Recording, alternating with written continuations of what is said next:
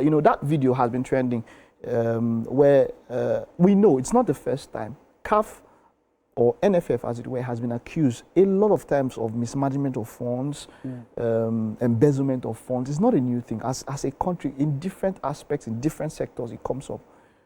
But now we are saying that maybe FIFA is also complicit in this. Remember, FIFA Uncovered. That was what, about 3-4 years ago, where that documentary came up about like corruption in just FIFA. before the World Cup. Yes, yes, where that documentary came up about the corruption in FIFA, where FIFA could close their eyes to some things just because they need support from these federations, or people in FIFA need support from these federations. People in FIFA, they need to maintain their vote, they need to maintain their place, and they need support. And so maybe they don't audit as much as they should. They need to, now, there was talk on FIFA website. We see things about Kebbi, a stadium in Kebbi, hostels, and all of that.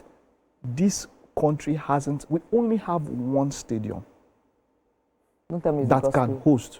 Yes, Nest of Champions, that's what I call it. We only have one stadium that is at a standard, there's anything close that can host a FIFA match. FIFA standard. We only have one stadium. This is a country that at one time hosted.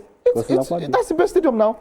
Is the Nest of Champions? No, when in reality, I mean, that's the only place. And then this country at one time, we hosted the World Youth Cup, the World Championship for youth. I mean, Ronaldinho was here in Nigeria. Fernando Baiano. I don't know if you remember that Brazilian team. Many years ago. You understand? Nigeria 99. What I'm saying is this. We had, what, 8-9 stadium that as at that time were considered standard for FIFA.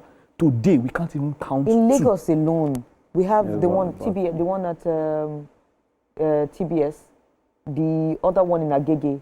We have one in Surulere. I think two in Surulere. They're not FIFA standard. I'm not saying they're I'm just saying these are stadiums in strategic areas where you have fan base, the island fan base, the mainland fan base, the outskirts. Those you have communities in so many places. They are well strategically placed, and yet you cannot just, maintain them or make them better. It's the guy made mention of something that I've always been saying.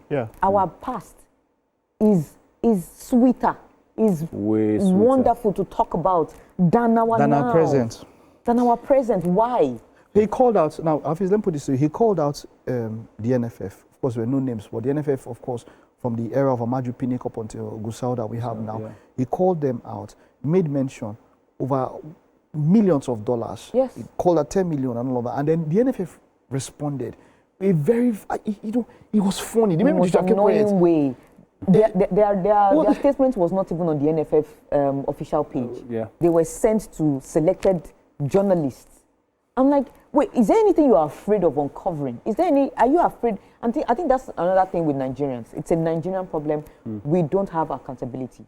At all. None of our leaders, none of our heads of administration, none of them have the accountability spirit. You cannot account for why you did. Look at the Toby. You mentioned Toby Amusan, the PE sportswear. The sportswear. And what was their response? They started attacking back based on, maybe you flight first class. What is that?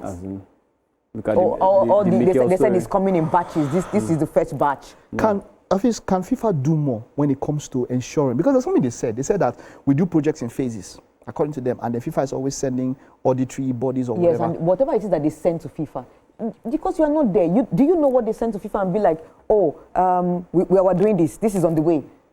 What I think FIFA can. The only best thing that FIFA can do is, which I doubt, is start sending personnel personally to come here. And then, you sent us this some months ago, Abi. We're here to come and check. We're here to come and investigate. Only if they can be consistent, because FIFA too also has this issue with inconsistency. I mean, FIFA... We're not the only country now. But there are so many countries. But then, if they see somebody that is working with them hand in hand from here, they'll have some information.